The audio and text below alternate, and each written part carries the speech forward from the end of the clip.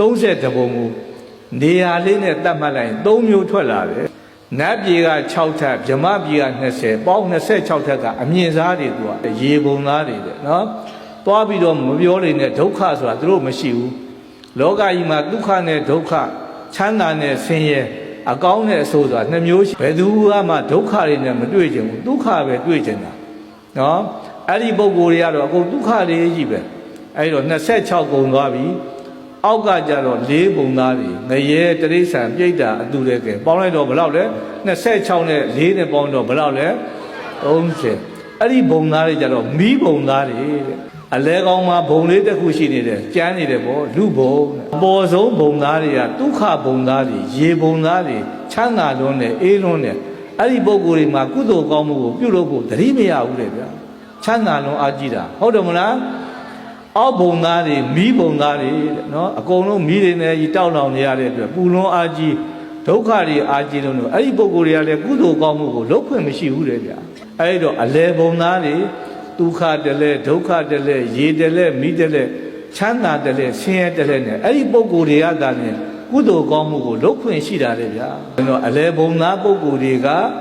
ပြောရရင်တော့ဂျမ်းရှင်းပေါ့နော်အထက်ကဘုံသားတွေချမ်းသာလွန်းတယ်အောက်ကဘုံသားတွေဆင်းရဲလွန်းတယ်အလဲကဘုံသားတွေကမိမိရဲ့ကြိုးစားအားထုတ်မှုကြောင့်မလို့အပေါ်ကိုလည်းရောက်သွားနိုင်တယ်မိမိကကြိုးစားအားထုတ်မှုပေါ့ရော့နေလဲအောက်ကိုလည်းဆင်းသွားနိုင်တဲ့ပုဂ္ဂိုလ်တွေဟုတ်တယ်မလားဘဝရဲ့ပဒေသာပင်လို့ပြောရလိမ့်မယ်အဲ့တော့မိမိရောမနေပါနဲ့နော်အချိန်တိုင်းဟာလူပြန်ဖြစ်လိမ့်မယ်တော့မအောင်မင်းနဲ့စီဝါရေးလောက်ကြတယ်ဘယ်ပုဂ္ဂိုလ်မှစိုက်ပျိုးရေးလုပ်လို့မွေးမြူရေးလုပ်လို့ဘာလုပ်ပဲလုပ်လို့ဘယ်သူကမှငါတကြရင်းလိုက်မယ်ငါမှုရရင်တော်ပြီတမတ်ရရင်တော်ပြီဘယ်သူမှမရှိဘူးဟုတ်တယ်မလားတကြရင်းနဲ့30ပဲ20ပဲအထက်ကိုသာစဉ်းစားတယ်လေ100ပဲ1000ပဲခေတ်ကာလအခြေအနေကမကောင်းလာလို့လုံရင်းနဲ့ဩ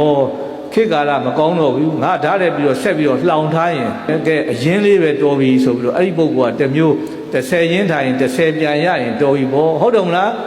မှန်းတာကတော့အမျက်ကိုမှန်းတာအရင်လေးရရင်လည်းပဲတော်ပြီဆိုထုတ်ရတယ်အဲ့ဒါလိုမှမဟုတ်ဘဲနဲ့အတွက်ချက်တွေလွဲတယ်ပြီးတော့နော်30ရင်းထားတာသွားပြီတပြားမှပြန်မရတော့ဘူးဆိုအဲ့ဒီပုဂ္ဂိုလ်ကအရင်ရှုံးသွားတာဟုတ်တယ်မလားရှေးကကောင်းလို့လူဘဝကိုရလာတာလူဘဝရဲ့မြတ်တဲ့နေရာကောင်းတဲ့နေရာကိုရောက်ဖို့အတွက်အမြတ်ကိုဥတည်ပြီးတော့နေရထိုင်ရမယ်ဗျာဟုတ်ပလားဩအဲ့လိုမှမမြတ်နိုင်ဘူးဒီလောက်အရှင်းနဲ့လူဘဝကိုပြန်ရောက်တယ်ဆိုတော့အရင်ပေါ့အဲ့ဒါလိုမှမဟုတ်ဘဲနဲ့ငရဲတိဋ္ဌာပြိတ္တာအတူတည်းကတဏှာများရောက်သွားပြီဆိုသူ့အတွက်ကတော့ရှုံးသွားတော့တာပဲဘဝမှာမရှုံးအောင်ဂရုစိုက်ကြပါလေဗျာဟုတ်ပလားနော်လောကကြီးမှာကုသိုလ်တရားဟာဘယ်ချိန်မှရတာလဲအကုသိုလ်တရားနဲ့ကြီးပဲနေကြရတာလူတွေကဟုတ်တယ်မလားဘာဖြစ်မှတ်တာအကောင်းနဲ့အဆိုးနော်ဒုက္ခနဲ့ဒုက္ခကုသိုလ်နဲ့အကုသိုလ်ဆိုတာကုသိုလ်ဆိုတာတမင်လို့ယူရတာနော်အကုသိုလ်ဆိုတာအလိုလိုနေနဲ့ဖြစ်တယ်ဟုတ်တယ်မလားနော်ဘာမှအားထုတ်နေစရာမလိုအစုံနဲ့အဆန်လိုပဲနော်ဆန်ရင်ပြီဆိုလို့ရှိရင် तू ကအားဆက်ရတယ်စုံရင်ပြီဆိုဘာဖြစ်လဲ तू က तू ရောက်သွားမှာပဲဟုတ်တယ်မလား